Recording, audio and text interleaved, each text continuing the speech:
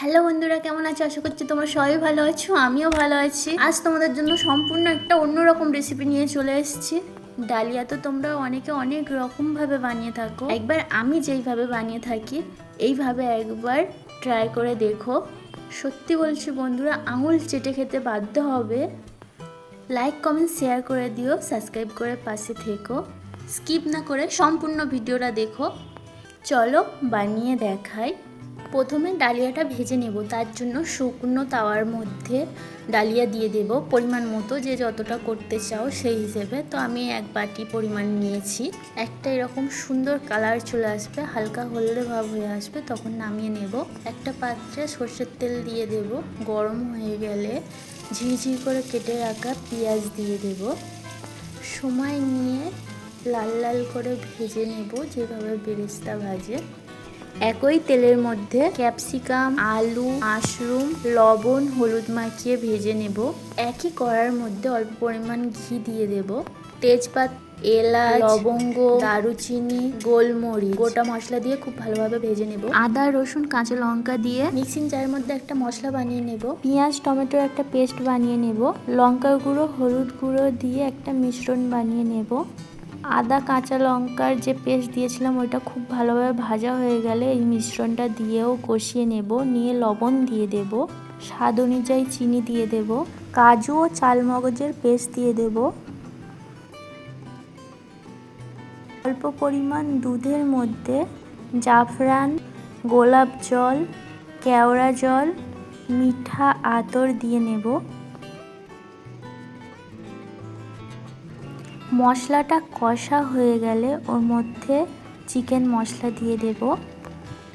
জিরে গুঁড়ো, ধনে গুঁড়ো, গরম মশলা দিয়ে খুব ভালোভাবে কষিয়ে নেব।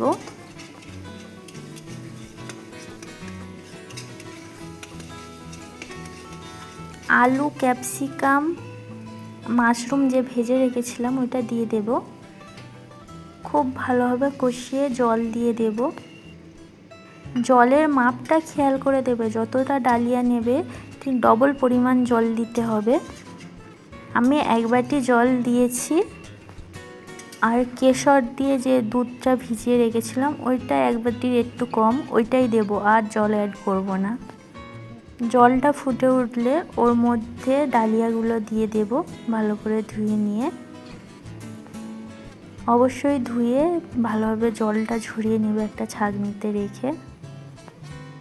ওই জলটা এখন খুব ভালোভাবে টেনে যাবে। যে দুধটা গুলে রেখেছিলাম ওই দুধটা দিয়ে দেব।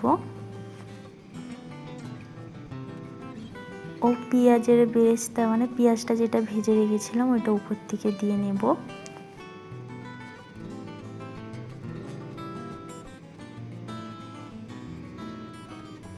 কয়েকটা কাঁচা লঙ্কা চেরা দিয়ে দেব। কিছুক্ষণ ঢাকা দিয়ে রাখবো।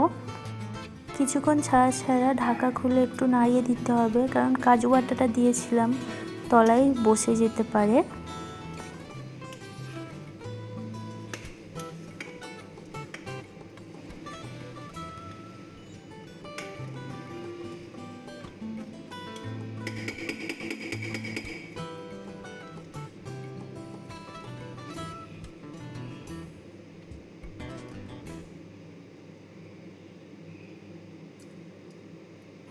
লাস্ট অল্প একটু পেঁয়াজ ভাজা ও ধনেপাতা দিয়ে আর 5 মিনিট ঢাকা দিয়ে রেখে দেব।